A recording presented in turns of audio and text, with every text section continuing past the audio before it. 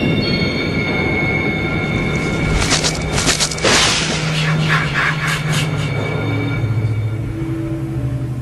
up, everybody? Finally, I'm back. Yeah, it's me. I'm back. Big as life, twice as ugly. I've been gone off here for a few days because I had to go have throat surgery on my throat. I had endoscopy done to stretch out my esophagus. Hurt like hell. Well, I was out. They had me under anesthesia the whole time, but before I had it, my throat was in extreme pain. It turns out I had extreme inflammation in my throat. Um, and they had to stretch it out. So right now I'm healing at home, doing well after the surgery. It was successful, but still gonna take a while to get over it and get back to normal. So thank you to each and every one of you who showed love and support, during this hard time. I appreciate it. Thank you. So, Friday the 13th, Part 7, The New Blood, released in 1988, directed by John Carl Biegler, starring Kane Hodder, the fucking man. This is the beginning of the Kane Hodder era in Friday the 13th, and I am fucking happy. I'm so fucking glad to get to this part of the franchise, because he is by far my favorite fucking Jason out of the entire franchise. Number one, to me, he's the definitive Jason Voorhees. More than anybody. Let's see. The overall plot of the movie is basically Jason versus Carrie, from the movie where the girl had telekinetic powers, and that's really originally the concept they were going to go for, would be Jason fighting Carrie, but I don't know, there was some rights issues or companies couldn't come to terms and they decided not to do it. Just like in '88, they were originally going to do Freddy versus Jason.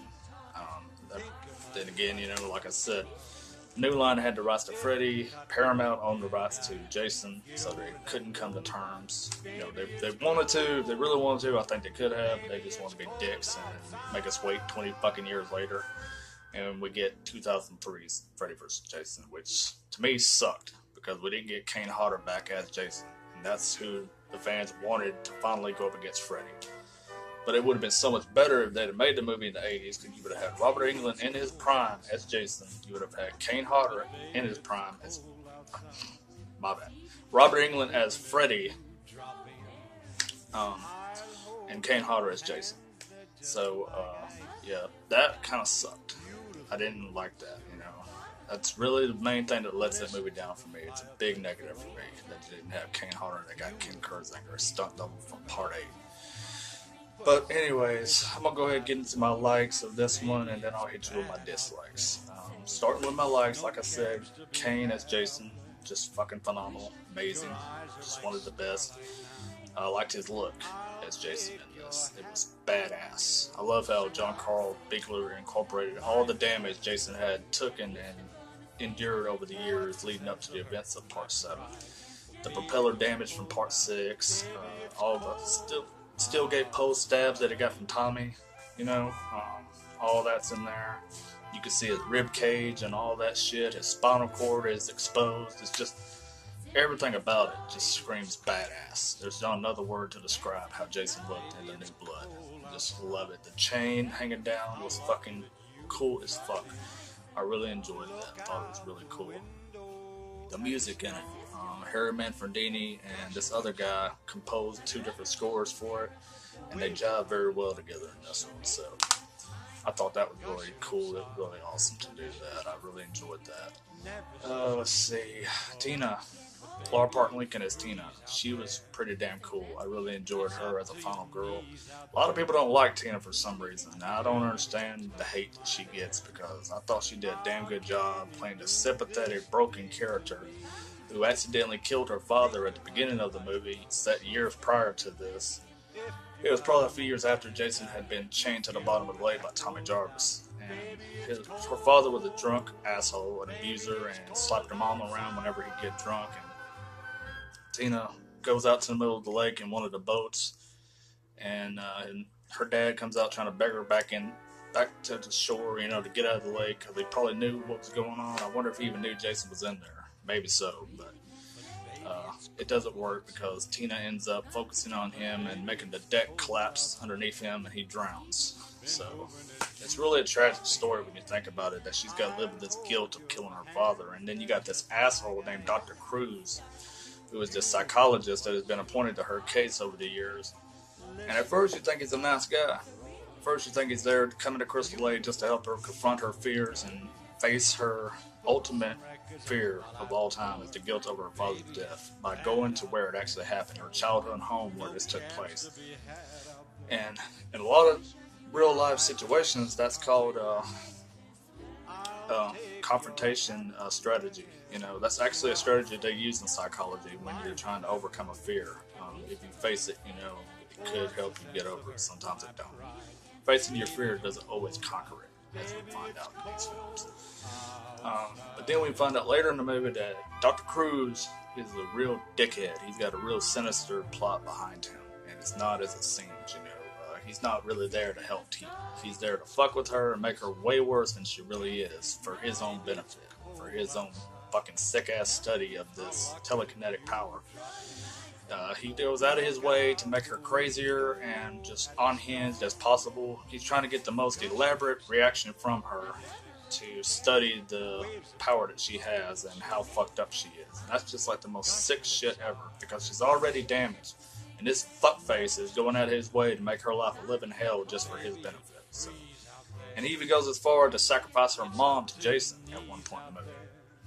Because towards the third act, you know, Jason's already killed everybody at the party house. Melissa, you know, well, she's not dead yet. She's a bitch in this. Biggest bitch out of the Friday films. Sexy fucking bitch at that. She's hot.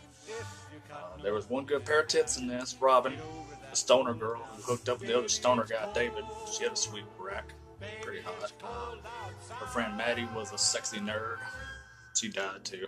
Yeah. So a lot of people, almost everybody died in this. There was a nerd named Eddie, who was a comic geek, a Star Wars fan. He dies a brutal death, gets an axe to the neck. Let's see. Like I said, you know, towards the third act, Nick and Tina join up. And Nick is a really cool guy. I really enjoyed him. The guy that played him, Kevin Spiritus, is actually an openly gay actor. You know, if any of you didn't know, the guy that played Nick, he's gay. But he really does a good job of hiding it well. I did not know that dude was gay at all during this whole movie. Even though this was my first introduction to Friday the 13th years ago in '97. That's the reason why I love this movie so much. And it was filmed not far from where I live, in the state of Alabama. But yeah, even though he's gay, he still puts on a hell of a job. He's a very convincing straight guy. Tina's mom, she's actually gay. You would have never known she was lesbian, but like I said, they do a very good job of playing straight heterosexual characters. But like I said, if there's any negatives I can think of for this movie, it would be the third act where Tina's dad comes back from the dead after she conjures him up from the lake. When she tried originally, she brought Jason back instead of her dad. But when her dad comes back, all he's got is a little bit of mud on his face, and it looks like he ain't been under the lake but under a fucking day. Maybe a month at the most, but not even a month, because if you drown in a fucking lake and they don't get your body out, which is kind of fucking odd, because don't you think Crystal Lake PD or somebody should have came and retrieved his body out of there and buried the fucker? No, they just leave his body in there, just like Jason. Don't give a fuck, no big deal. He gets out of the lake and he's got a little bit of mud and swamp shit on his face, and he just looks like he's been under like a day or so. Now, he should have been decomposed and all fucked up and rotted and looked like a zombie. Funny enough, they actually did film an alternate take where Mr. Shepard comes out of the lake to save Tina, and his face is all fucked up and deformed and decomposed and looks like a frog. He really looks fucked up. It's really awesome. If you haven't seen it, look it up on YouTube. It's pretty damn cool. It's pretty sick how they, instead of going for that, they gave us this bullshit. And that's another big negative of this movie, is that the MPAA raped the shit out of this movie. Like, there were so many gore effects that they took out that would have made this movie so much fucking better. Probably would have went a lot higher on everybody else's ranking list if they would have kept them in. You know? Like, if you go and look at all the gore effects that they took out and they objected to compared to today's standards, ain't that graphic at all. It's pretty tame compared to what we got now, so it's kind of shocking to see what they were objecting to back then. It's pretty fucking stupid, if you ask me. Let's see, but yeah, Dr. Cruz, he dies a brutal death, thankfully. I'm glad. Kane Hodder really fucked his ass up with this big ass like gardening tool. I don't know what the hell is, like a weed whacker or something. He saws his fucking guts out. It's really cool shit. There's a lot of good deaths in it, so a few good sex scenes, here and there. But altogether, I loved the movie. I thought it was great. I really enjoyed it. Probably my all-time favorite out of this franchise. So, but unfortunately, with all the negatives I have, a few of the negatives I got with the dad looking like just a regular dude, not coming out like a zombie, and all the shit that they took out of the movie that they should have kept in, it's going to drop my score from a 10 out of 10 to like a 6.5. But I still overall love the fuck out of this fucking movie. You should too.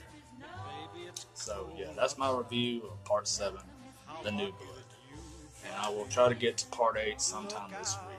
But until then, enjoy the stuff I've uploaded. And again, thank y'all for all the overwhelming love and support during my hard time. And I hope you all have a great week. God bless you. Technical difficulties. Please stand by.